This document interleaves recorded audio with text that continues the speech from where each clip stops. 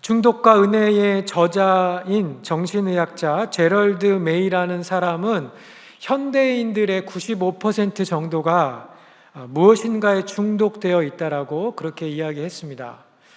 그런데 흥미로운 사실은 나머지 5%의 사람들을 나는 만나보지 못했노라고 그렇게 작가가 이야기했다라는 것입니다. 그것은 인간은 누구나 무엇인가에 중독되어 살아가고 있다는 그런 의미일 것입니다. 정신의학자들이 중독을 다음과 같이 정의 내리고 있는데 한번 같이 읽어보겠습니다. 시작. 인간이 특정한 대상에 집착함으로 자신의 의지가 자유를 상실한 채 노예화된 강박적인 습관 장애. 우리들은 무언가에 집착하면서 살아가고 있지 않은가요? 우리는 각자 정도의 차이는 있겠지만 내가 좋아하는 그런 것들을 집착하며 살아갑니다. 패션에 집착하는 사람이 있을 수 있겠죠.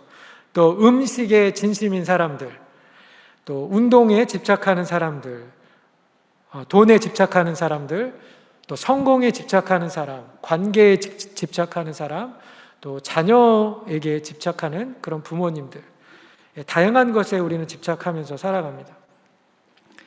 패션 무브먼의 설립자였고 또 패션 시리 교회의 담임 목회자인 루이 기글리오는 이런 시대적인 현상을 경배라는 그런 말로 표현했습니다. Everyone worships something.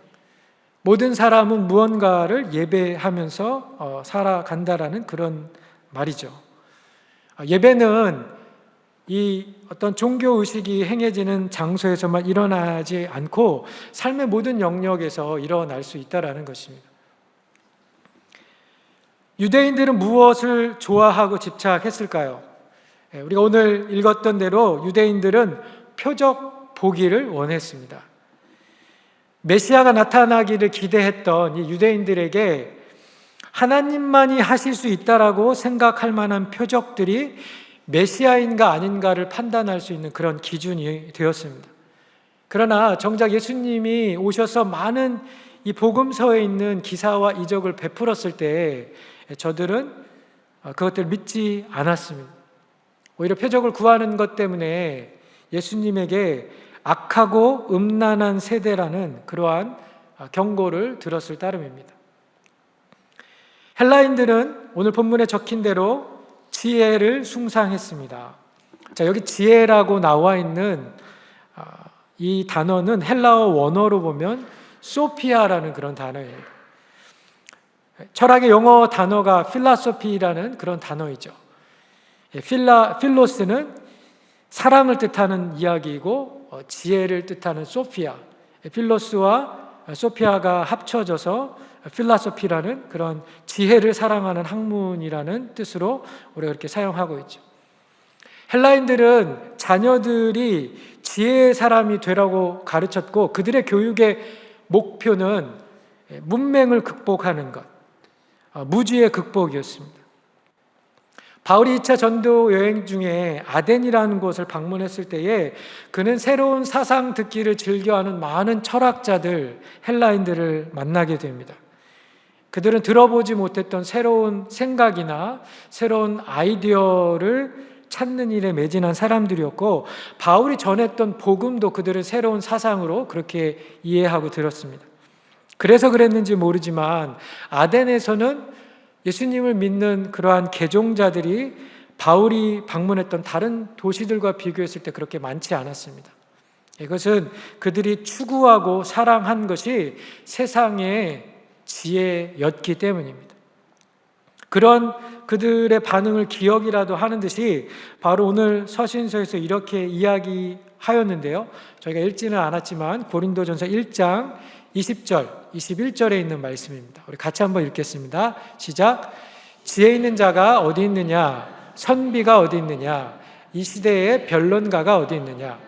하나님께서 이 세상의 지혜를 미련하게 하신 것이 아니냐? 하나님의 지혜에 있어서는 이 세상이 자기 지혜로 하나님을 알지 못하므로 하나님께서 전도에 미련한 것으로 믿는 자들을 구원하시기를 기뻐하셨도다. 아멘. 자, 여기 지혜 있는 자는 영어 성경에 보면 wise man이라고 나와 있고, 선비는 scholar, 그리고 변론가는 philosopher라고 그렇게 나와 있습니다.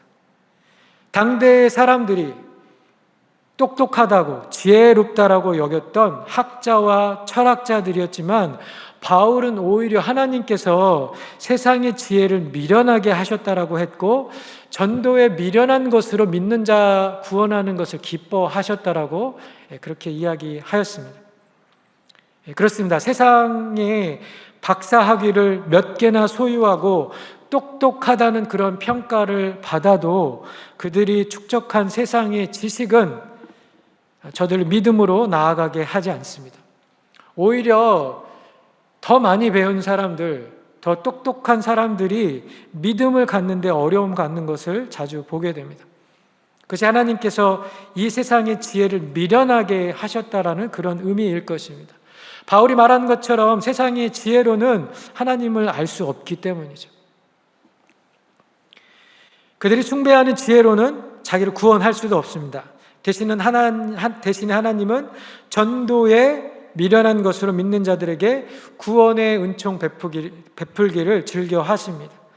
그리고 바울이 말하는 하나님의 지혜와 능력의 중심에 예수 그리스도와 그분의 십자가가 서 있습니다. 참된 지혜와 능력은 바로 십자가에 달려 죽으신 예수님을 믿고 영접하는 것, 그리고 그분을 바라보면서 그분을 전하고 예수님이 보여주신 그런 십자가의 삶을 따라가는 것입니다. 프레스노에 단기 선교 가셨던 성도님들과 자녀들이 방문 전도를 하는데 문전박대를 받았던 그런 경우들도 꽤 있었다라는 이야기를 전해 들었습니다. 제가 듣고 보니까 몽족 사람들이 이제 그런 반응을 보였던 한 가지 이유는 저희 교회 선교팀이 방문하기 전에 다른 교회 선교팀이 그 지역에 방문해서 여러 팀의 단기 선교팀들이 다녀갔다라고 합니다. 그래서 똑같은 사람들이 와서, 다른 사람들이 와서 이야기하지만 BBS에 오라고 또 동일한 이야기를 이야기하니까 이 사람들이 아무래도 똑같은 얘기를 들으니까 거기에 거부하는 그런 반응을 보였을 수도 있습니다. 자, 그런데 그분들이 거부하고 거절했던 것은 단순히 우리 선교팀의 전략이 효과적이지 못했거나 전하는 우리의 기술이 부족해서가 아니라는 것입니다. 우리가 전하는 복음을 거부한 것이고 성경이 제시하는 하나님의 구원의 방법을 멸시하는 마음이 그분들 안에 있었기 때문입니다. 자, 오늘 본문을 통해서 드리고 싶은 첫 번째 메시지는 복음이 누군가에게는 모욕적이고 비상식적이라는 것입니다. 자, 여기 전도에 미련한 것이라고 적힌 한글 성경의 번역으로 인해서 우리는 자주 전도를 미련한 것으로 그렇게 여기죠. 헬라어 문법으로 그렇게 번역하는 것이 아주 불가능하지는 않습니다. 그렇지만 다른 영어 성경을 보면 세상 사람들이 미련하게 여기는 것은 우리가 쓰는 전도의 방법의 의미보다는 우리가 전하는 복음의 내용을 말하고 있음을 볼 수 있습니다. 자, 여기 전도의 미련한 것에 대한 번역을 제가 3가지 버전을 올려놨는데 ESV 버전은 The folly of the what we preach, NIV는 The foolishness of the what was preached, 그 다음에 킹 제임스는 The fullness of the message preached. 이 3가지 다 우리가 전하는 복음을 어리석은 것으로 여긴다라는 것이죠. 자, 아까 중독의 정의에서 중독된 어떤 사람이 집착하는 무엇인가에 자신의 의지가 상실된 상태로 노예화된 그런 습관의 장애 상태를 중독이라 이야기했었습니다. 자, 그 말은 내가 좋아하는 것에 내가 포로가 된다는 그런 의미이죠. 자, 처음에는 내가 좋아해서 선택하고 즐겨 했지만 시간이 지난 이후에는 어느샌가 그것이 주객의 전도가 되어서 그것이 나를 지배하는 주종의 전환이 일어나고 내가 가지고 있던 자유가 박탈되어지는 일이 일어나게 됩니다. 그것을 성경적으로 표현하자면 우리가 하나님 앞에 죄인이 되었고 죄의 종으로 살아간다라고 이야기할 수 있을 것입니다. 우리가 주일 설교에 로마서 말씀을 통해서 계속적으로 하나님 앞에 인간이 왜 죄인지, 우리가 어떻게 죄인이 되었는지에 대해서 계속 많은 설교를 들었습니다. 내가 동의하든 동의하지 않든, 내가 그렇게 느끼든 느끼지 않든지 간에 성경은 우리 인간들이 하나님 앞에 죄인으로 살아가고 있고, 죄로 인하여서 인간 모두가 죄의 종으로 살아가고 있다라고 이야기합니다.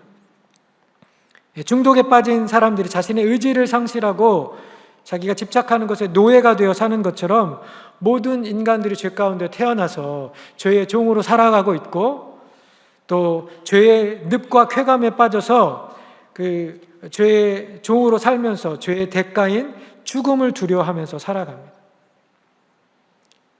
이런 인간의 상태를 말하는 복음의 내용을 자연인들이, 하나님을 믿지 않는 사람이 들었을 때 복음이 그들에게 아주 모욕적으로 들릴 수밖에 없는 것이죠.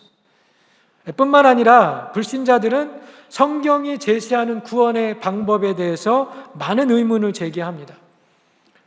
전도를 해보시면, 여러분 해보신 경험이 있다면 자기가 가지고 있는 어떤 신에 대한 생각들, 어떤 구원의 방법들을 자기 나름대로 이야기하시는 그런 분들을 종종 만나게 됩니다.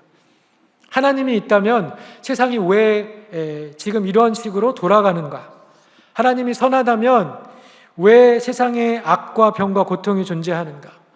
만약에 죄가 문제라면, 인간이 죄 지을 것을 알았다면 하나님은 왜 죄를 허락하셨는가? 죄가 없었다면 이 세상은 훨씬 더 나은 세상이 되지 않았을까? 이런 여러 가지 신정론에 관련된 질문들을 던지면서 하나님의 존재에 대해서, 내가 하나님이라면 이렇게 구원을 허락하여 주시지 않을까라고 하면서 자기 나름대로의 해결책을 그렇게 제시하기도 하죠.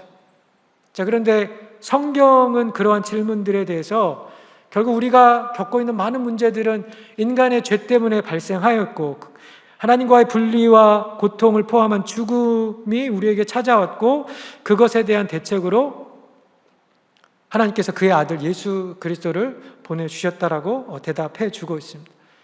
여러분 잘 아는 것처럼 요한복음 3장 16절에 세상을 사랑한 하나님께서 독생자를 보내어 주셨고, 이제 그분을 믿는 자들마다 영생을 주신다고 약속하고 있습니다.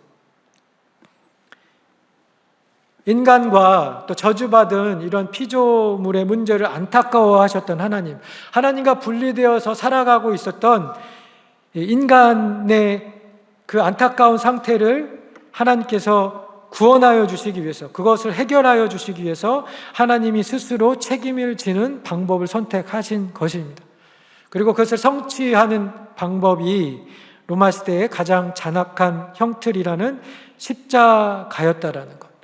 그리고 예수님께서 이 땅에 사람의 모습으로 오셔서 사람들의 실어버림을 당하시고 수치와 멸시를 받으시고 십자가에서 물과 피를 다 쏟으시면서 죽으셨다라는 그 사실이 바로 하나님의 지혜이고 구원을 이루는 하나님의 능력인 것을 바울이 오늘 이 서신서를 통해서 그렇게 선포하고 있습니다. 이것이 우리에게 주는 도전은, 우리 또한 사람들이 싫어하고 거부하는 그 십자가의 복음을 전하면서 살아야 하고, 예수님이 그러하셨던 것처럼 우리 또한 십자가의 길을, 십자가의 삶을 선택해서 가야 한다라는 것입니다. 지난주에 저희 딸 아이와 저희 막내 아이가 하루 사이에 학교에서 여러 가지 일로 감정 싸움이 나서 딸아이가 속상해서 학교에서 엄마에게 전화를 걸었습니다. 그래서 자초지종을 설명하면서 엄마에게 자기 편 들어주기를 그렇게 바라면서 전화를 했어요. 그런데 그날 하루에 있었던 자초지종을 알았던 저희 아내가, 저희 아내 생각에는 딸이 잘못했다라고 생각해서 저희 딸아이에게 네가 잘못했으니까 네가 오늘은 동생에게 사과해야 하는 것 같다고, 네가 먼저 미안하다라고 그렇게 이야기하라고 조언을 해줬어요.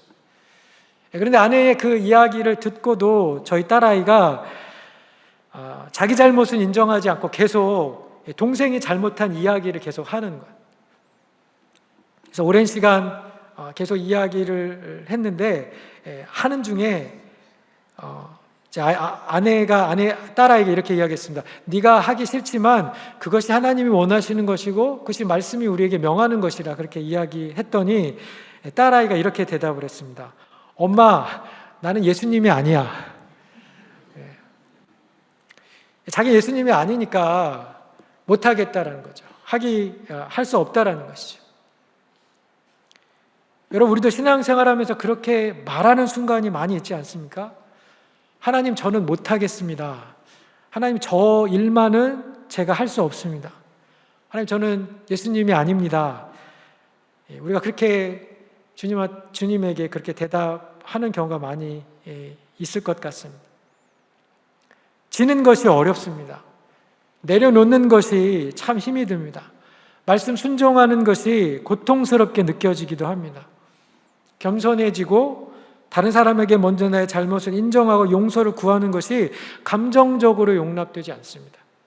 내가 잘못한 것이 없다고 생각하기 때문에 먼저 고개를 숙이는 것, 다른 사람에게 먼저 사과하는 것, 다른 사람에게 먼저 용서를 구하는 것이 참 때로는 죽기보다 싫게 그렇게 느껴질 수도 있습니다. 자, 그런데 예수를 믿는 사람이라면, 십자가에 달린 예수님을 주인으로 고백한 사람이라면 그래야 합니다. 우리가 그렇게 해야 하는 한 가지 이유는 예수님이 십자가에 달리시는 방법으로 모든 세상의 불의와 죄와 죽음을 이기셨기 때문입니다. 억울함을 따지자면, 불공평함을 따지자면 예수님보다 더 억울하고 불공평한 사람이 없을 것입니다. 예수님은 본인 스스로 죄를 지신 분도 아니셨고 또 그분이 하신 것은 전부 다 옳고 하나님의 뜻을 쫓아 행하는 것이었습니다. 잘못한 것이 하나도 없었습니다. 자, 그런데 예수님은 사람들의 미움을 받았고 거짓 송사에 잡혀서 정죄를 당하셨고 자기가 짓지도 않은 죄의 대가를 위해서 죽어야만 했습니다.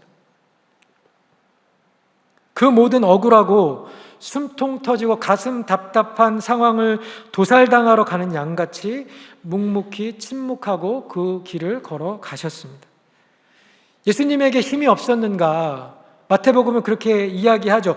군단보다 더 많은 천사를 지금 대동에서 당장 십자가에서 내려오실 수도 있었습니다. 십자가에서 내려오라고, 당신이 메시아면 내려오라고 사람은 그렇게 이야기하지 않았습니다. 자, 그런데 그렇게 하실 수 있음에도 불구하고 그렇게 하시지 않으셨죠. 십자가를 지셔야만 하는 것이 주님이 원하시는 것이었고, 그래야 하나님의 뜻이 이루어지는 것이었고, 그래야 죄와 죽음을 이기실 수 있었기 때문입니다. 십자가의 삶을 따라가라는 오늘 이 메시지가 어떤 분들에게는 참 따라하기 어려운 요구일 수 있습니다. 그러나 그것이 세상을 이기는 길이기 때문에 우리가 선택해서 가야 합니다. 그것이 진짜 예수님을 믿는 성도의 반응일 것입니다. 내가 십자가의 삶을 따라가는 것, 또 그분의 삶의 방향성을 쫓아가는 것이 당장 나의 문제를 해결해 주지 않을 수도 있습니다. 어쩌면 내 안에 십자가의 길을 선택해서 가는데도 불구하고 여전히 그 상황은 변하지 않고 내 안에 이 불공평하고 불이익을 당하는 것 같은 그런 기분을 계속 느끼면서 살아갈 수도 있습니다. 그렇지만 저와 여러분은 말씀을 통하여서 알 수 있는 것이죠. 십자가의 삶을 사는 것이 지혜로운 삶이며 때로는 지는 것이 이기는 삶이 될 수 있다는 것을. 예수님이 그 증거입니다. 예수님이 지신 십자가로 인해 예수님은 더 없는 존귀와 영광을 받으시게 되었습니다.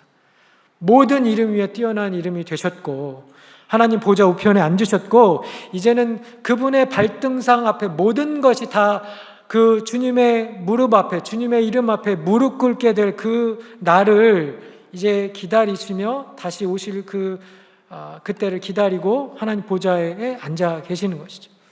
그래서 십자가는 더 이상 우리에게 수치의 상징이 아닙니다. 그것은 하나님의 참된 지혜와 능력이고 장차 임하게 될 영광과 아름다움의 상징입니다. 우리 오늘 말씀을 통해서 하나님 복음을 전할 때 때로는 거절당하거나 거부할 때 그것으로 인하여서 위축되거나 두려워하는 저와 여러분이 되지 않기를 간절히 바랍니다. 사람들이 우리를 거부하는 것은 단순히 우리 때문이 아니라 복음이 말하는 내용 때문이라는 것을 기억하고 우리가 그럴수록 더 용기 내어서 복음을 전하는 저와 여러분이 되기를 원합니다. 더 나아가서 비호감 기독교인이 되지 않도록 우리가 십자가의 복음을 살아야 할 책임이 있다라는 그런 사실도 기억해야 할 것입니다. 십자가의 원리를 붙잡고 우리가 겸손할 때, 또 손해보고 핍박받고 고난 당할 때 언제나 복음의 영광이 드러났습니다. 우리가 이기고 정복하고 또 남을 짓눌러서 이기는 승자의 기쁨을 독식하기보다는 이웃을 위하여서 또 다른 사람의 유익을 위하여서 내 것을 내어놓고 희생하는 그런 십자가의 삶이 저와 여러분에게 있기를 간절히 축원합니다. 내 권리와 원함을 내려놓고 다른 일을 먼저 생각하고 또 먼저 배려하는 십자가의 삶을 살아서 우리를 통하여서 다른 사람들이 예수님의 은혜를 입게 되는, 나를 통하여서 예수님의 능력이 내 안에 머물러서 우리를 통해 사람들이 주님 앞에 나오는 그런 기회가 우리의 삶에 더 많이 열려지기를 다시 한번 예수님의 이름으로 간절히 축원드립니다. 기도하겠습니다. 하나님 아버지, 경쟁에서 싸워 이기고 또 승리하는 것만이 영광과 부를 보장받는 세상 속에서 십자가의 삶, 내 욕망과 의지를 내려놓고 주님을 따라가는 것이 어렵게만 보입니다. 그러나 예수님이 가신 그 길, 예수님이 보여주신 삶이 십자가를 수치가 아닌 영광의 자리로 바꾸신 것처럼 저희도 주님을 닮아서 십자가를 따라가는 자들 되게 하여 주옵소서. 믿음을 지키기 위하여서 고난이 요구된다면 그 길을 가는 저희들이 되게 도와주시고, 저희를 통해 겸손과 희생을 실천하는 몸된 교회를 통해 주님의 능력이 채워지고 참 지혜가 알려지는 그런 기회로 인도하여 주옵소서. 감사드리며 모든 말씀 예수님의 이름으로 기도합니다. 아멘.